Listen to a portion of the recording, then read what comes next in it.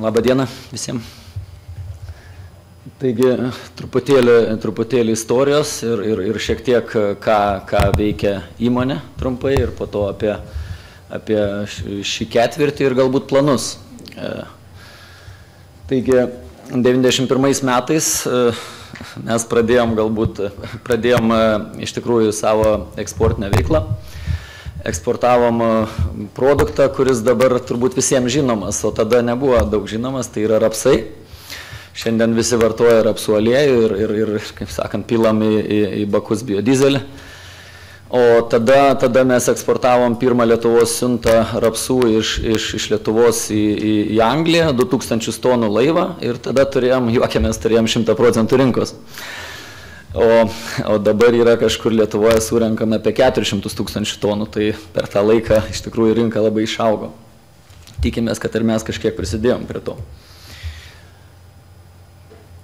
Dirba 511 žmonių kompanija, turime įmonės savo Lietuvoje, Danijoje ir Latvijoje.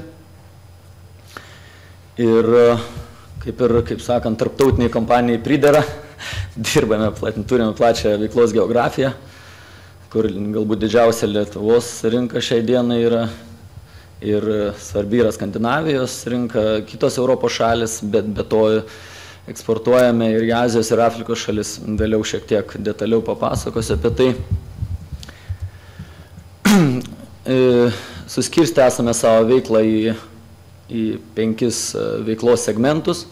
Didžiausias iš jų tai yra grūdai ir aliejinės sėklos, tai yra produktui, kurie būtent mes vadiname ūkininkų pagaminami produktai. Ir čia yra, kaip sakant, mūsų didžiausia veikla, kuri yra vystoma Lietuvoje ir Latvijoje. O parduodame iš tikrųjų plačiai visame pasaulyje. Žaliavos pašarams tai irgi yra labai svarbus segmentas, tai yra baltyminės žaliavos skirtos pašarų pramoniai. Eksportuojame čia jau daugiau tarptautinę veiklą, perkame šitas žaliavas kaimininėse rinkose, Baltarusijoje, Ukrainoje, Rusijoje, taip pat Pabaltyje, Lietuvoje ir parduodame daugiausia Skandinavijoje. Prekė žemės ūkiui yra galbūt peršoko vieną segmentą, yra labai svarbi dalis mūsų veiklos, tai yra aprūpiname, turime konkurencingą produktų paketą skirtą žemdirbiui, pradedant trąšomis, baigiant sėklomis ir visais kitais reikalingais produktais pagaminti derlių.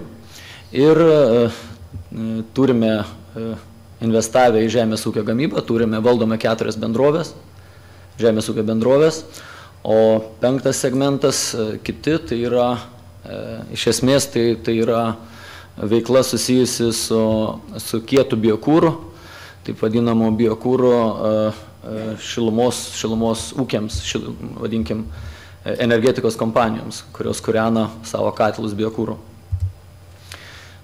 Veiklos geografija šiek tiek, paminėsiu, va čia paskutiniai skaičiai yra iš tikrųjų, parduodam iš viso 38 šalis, pernai buvo 36 šalis, atsirado naujos rinkos šiais metais, tai Jemenas, Mauritanija, Mozambikas, Sirija, Pietų Afrikos Respublika, Pietų Koreja, o perkam 21 šalyje, pernai buvo 18.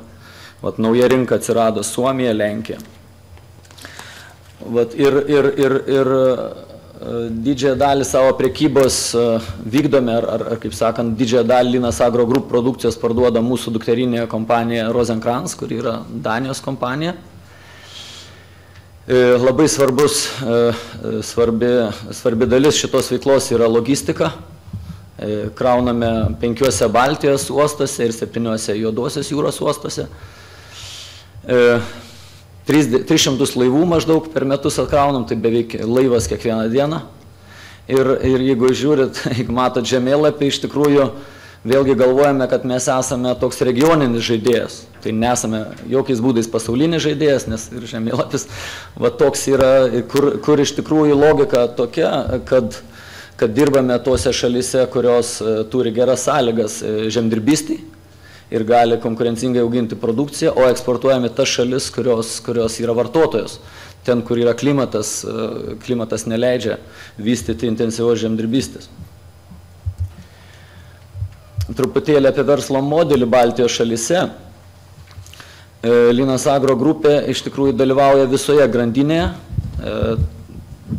Aprūpinam žemdirbius praktiškai visomis agrotechnologijai reikalingomis priemonėmis, kur galbūt didžiąją labai svarbi dalis yra trąšos, bet taip pat labai svarbu yra žemdirbystė gera sėkla, augalų apsaugos priemonės. Dirbame su virš 1300 žemdirbiais, kaip sakant, klientų turime daugiau negu 1300 ir surenkam derlių į vadinkim, savo elevatorių tinklą ir parduodame tarptautinėse rinkose. Tokia vat yra verslo logika ir verslo modelis Baltijos šalyse. Galbūt paminėti, čia vat žemėlapis šitas rodo, tai, kad žemdirbystė nėra tinkama visa Lietuva ir, kaip sakant, visa Latvija. Galbūt Vilkykščių pieninės atstovas paneigtų tai, nes iš tikrųjų kitos dalis Lietuvos galbūt yra geros, kaip sakant, tinkamos, vadinkim, gyvuliams ir ganyklas yra geros ir taip toliau, bet kalbant apie grūdus, kuri mūsų sritis yra, būtent yra centrinė Lietuva ir pietinė Latvija, kur yra derlingiausios žemės ir būtent Linas Agro grupės veikla čia ir koncentruojasi. Turime apie 130 000 tonų grūdų saugojimo talpų patys savo nuosavybėje ir dar eilę talpų nuomojamės. Taip pat uostai yra svarbi dalis, dirbame Rygoj, Ventspily, Liepojoj, Klaipėdoj ir kartu sudėjus yra apie 208 000 tonų grūdų talpų. Šiek tiek apie rinkos dalį. Turime 26% kviečių eksporto iš Lietuvos, 28% taip vadinamų rapsų surinkimo, rapsų supirkimo Lietuvos, ne eksporto, nes nemažą dalį tiekiam biodizelio gamyklai Mestila. Ir pašarinių miežių eksportas yra gana maža dalis dėl to, kad iš tikrųjų buvo krentančios kainos ir mes kaip ir neaktyviai dalyvavom šiais metais eksporte. Sekantis segmentas yra pašarinių žaliavų rinka, tai yra, galbūt čia rodo, kad iš tikrųjų labai didelę dalį užimam Norvegijos rinkos tam tikrame segmente, būtent saulėgrąžų išspaudų ir rupinių. Danijos nemaža rinka, 16% ir nemažas dalis Latvijoje ir Lietuvoje. Mūsų asocijuota įmonė Dotnuvos projektai, kurie mes Linas Agro valdo 50%, iš tikrųjų yra, kaip pasakyti, stiprus žaidėjas žemdirbių aprūpinimo srityje, tai yra, turi apie 40% sertifikuotų sėklų rinkos, apie 15% žemės ūkio technikos rinkos ir grūdų sandėliavimo įrangos, tai yra įvairaus dydžio elevatorių statyba, pradedant ūkininko lygio ir baigiant, kaip sakant, dideliais grūdų elevatoriais, tame tarpe ir uosto. Taip pat mūsų asocijuota įmonė Kustodija, kurioje grupė turi 50%, tai irgi yra vienas iš augalų apsaugos priemonių lyderių Lietuvos rinkoje. Žemės ūkio gamyba, kaip minėjau, bendrovė valdo 4 žemės ūkio bendrovės ir viso apdirba apie 10 000 hektarų žemės. Tame tarpe yra vienas iš didžiausių pieno tiekėjų Lietuvos pieno pramoniai.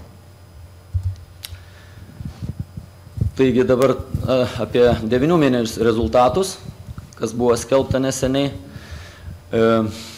Grupės pardavimai krito, bet tai iš esmės susijęs su žaliavų kainų, sumažėjusiomis žaliavų kainomis visame pasaulyje. Todėl o prekybos tonažas, kas yra mums labai svarbus rodiklis, iš tikrųjų, sakykime, augo 2,5%. Ir mes galvojam, kad tai yra geras pasiekimas būtent tokiomis nelengvomis, sakykime, krizės sąlygomis.